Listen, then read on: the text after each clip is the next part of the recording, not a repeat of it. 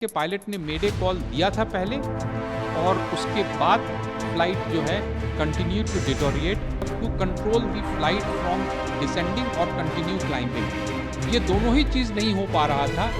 Fly कर रहा था और फ्लाई करते हुए ग्राउंड पे गया है। दैट मीन्स के एयर में कोई एक्सप्लोजन नहीं हुआ था। विजुअल्स से लगता है कि एयरक्राफ्ट को लॉस ऑफ पावर है। जो चीज़ मुझे नहीं समझ में आ रही है कि उनका लैंडिंग गियर क्यों डाउन था और क्या फ्लैप्स के पोजीशन वही थे जिस पे कि परफॉर्मेंस कैलकुलेट किया गया था। विजिबली जो नज़र आ रहा है, पायलट इन कमांड जो कंट्रोल पे थे वो एयरक्राफ्ट के नोज को पिच कर रहा है ऊपर की तरफ to control the flight from descending और कंटिन्यू क्लाइंबिंग। ये दोनों ही चीज़ नहीं हो पा रहा था। इसकी वजह तो ये है कि सफिशिएंट पावर नहीं था। बहुत ही दर्दनाक हादसा, और उसमें क्या हुआ होगा ये तो flight data recorder, cockpit voice recorder, ACARS के डेटा से पता चलेगा। लेकिन जो विजुअल्स आ रहे हैं उससे एक चीज़ साफ नज़र आता है कि एयरक्राफ्ट जो है वो फ्लाई कर रहा था और फ्लाई करते हुए ग्राउंड पे गया है। दैट मीन्स के एयर में कोई एक्सप्लोजन नहीं हुआ था। सबसे पहले तो ये। दूसरी चीज़ जो बहुत क्लियर है वो ये कि वेदर ऐसा हार्श वेदर नहीं था जो कि कंट्रीब्यूटरी फैक्टर हो सकता है। तीसरी चीज़ कि इस पूरे विजुअल्स से लगता है कि एयरक्राफ्ट को लॉस ऑफ पावर है। वो लॉस ऑफ पावर एक इंजन में है या दोनों इंजन में है, ये कहना बहुत डिफ़िकल्ट होगा। लेकिन जो भी पावर था that was not sufficient to keep the aircraft flying. उसको तो ये जो लॉस ऑफ पावर है, अगर हम इसको दो भाग में डिवाइड करें तो एक तो है टेक्निकल के इंजन के मैल फंक्शन। बहुत रेयर है कि दोनों इंजन का लॉस ऑफ पावर साइमल्टेनियसली हो।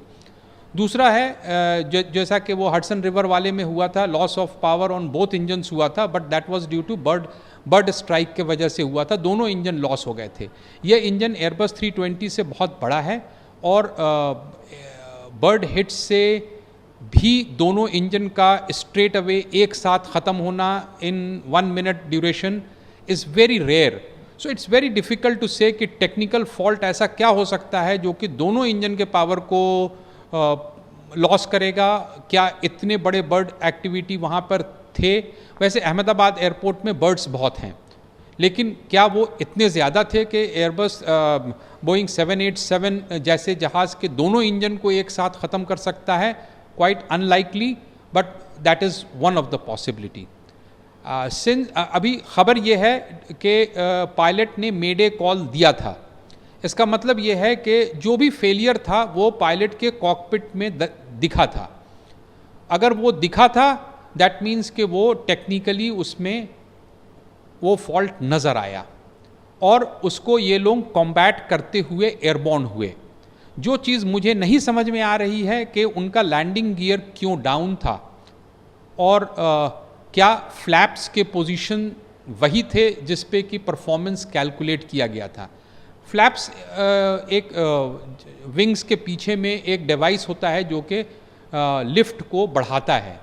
तो जब एयरक्राफ्ट टेक ऑफ करता है तो उसका फ्लैप्स टेक ऑफ पे होता है, लैंडिंग गियर डाउन होता है। जैसे ही एयरबॉर्न होता है तो लैंडिंग गियर को अप किया जाता है। वो 30 से 50 फीट के ऊपर में लैंडिंग गियर को अप करने की कार्यवाही 50 फीट से ऊपर से शुरू हो जाती है। और इस केस में लैंडिंग गियर डाउन है।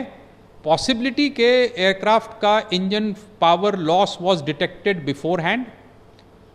अब टेक्निकल फॉल्ट के साथ अगर कोई मिक्सअप ऑफ पायलट एक्शन हुआ है कॉकपिट में तो वो CVR और FDR ही बताएगा। लेकिन विजिबली जो नज़र आ रहा है, पायलट इन कमांड जो कंट्रोल पे थे वो एयरक्राफ्ट के नोज को पिच कर रहा है ऊपर की तरफ to control the flight from descending और कंटिन्यू क्लाइंबिंग। ये दोनों ही चीज़ नहीं हो पा रहा था। इसकी वजह तो ये है कि सफिशिएंट पावर नहीं था या उस फ्लाइट कन्फिग्रेशन के लिए सफिशिएंट एयर स्पीड नहीं था। एयर स्पीड का मतलब कि अगर जहाज़ बहुत स्लो है और फ्लैप्स अगर अप है तो अगेन एयरक्राफ्ट फ्लाई नहीं कर पाएगा। और दूसरा ये है कि सभी चीज़ सही है और पावर नहीं है, अगेन एयरक्राफ्ट फ्लाई नहीं कर पाएगा। तो इन सारे चीज़ इतने वेरिएबल्स हैं कि किसी भी तरह का स्पेकुलेशन विल बी वो अनजस्ट होगा for the pilots on board. अब कैसी स्थिति रही होगी पायलट्स के नज़रिए से कि जहाज़ जो है वो पायलट उसको उड़ाने की कोशिश कर रहा है और जहाज़ नीचे की तरफ गिरा चला जा रहा है और पायलट को ये पता नहीं चल रहा है ये हो क्यों रहा है, या इंजन्स पावर नहीं डेवलप कर रहे हैं। इट इज़ अ वेरी बहुत ही डिफ़िकल्ट सिनेरियो है इस चीज़ को गेस करना, ठीक है। लेकिन FDR विल से बहुत बड़ा सवाल है कि लैंडिंग गियर ऊपर क्यों नहीं था, क्योंकि ख़बर यह है कि जहाज़ 600 फीट तक ऊपर गया था, तो 600 फीट तक उसके लैंडिंग गियर ऊपर होने चाहिए थे, और क्या फ्लैप्स अपनी जगह पे था। ये सब दीज आर जो चीज़ है वो इन्वेस्टिगेशन की चीज़ है और किसी को भी स्पेकुलेट करने का हक नहीं है। मैं ये बोल रहा हूँ कि वेदर, हॉट टेम्परेचर, रनवे, ये सारा चीज़ परफॉर्मेंस एयरक्राफ्ट के इंजन पावर और कन्फिग्रेशन पे डिपेंड करता है। इंजन पावर टेक्निकली ख़राब हो सकता है, इंजन पावर बर्ड हिट के वजह से भी जा सकता है, और एयरक्राफ्ट का कन्फिग्रेशन पायलट के हाथ में होता है।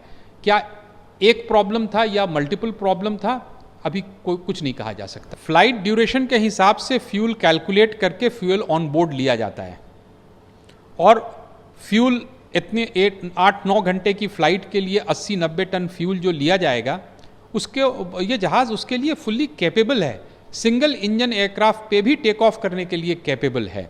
यहाँ पे मल्टीपल प्रॉब्लम्स हुए होंगे, सिर्फ एक इंजन के फेल होने से 787 या 737 या एयरबस 320 या कोई भी पैसेंजर एयरक्राफ्ट क्रैश नहीं करता है।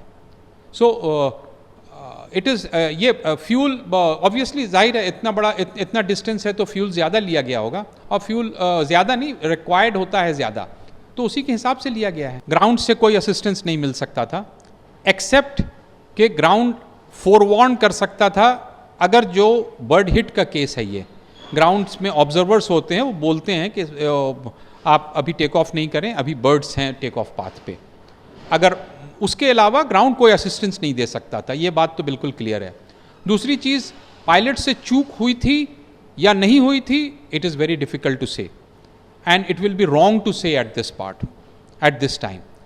नंबर 3, पावर फेलियर था या एयरक्राफ्ट कन्फिग्रेशन मिसमैच था, very difficult to say, FDR बोल सकता है। डेफिनेटली वेदर कंट्रीब्यूटरी फैक्टर नहीं था।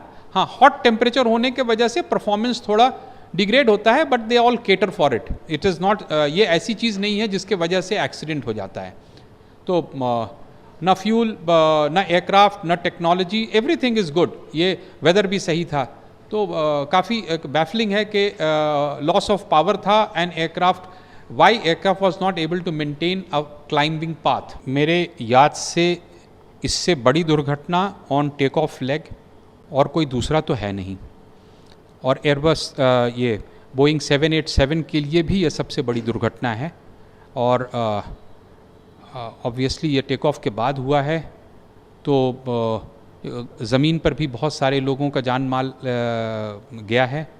तो मेरे हिसाब से इससे दुखद और इससे बड़ी घटना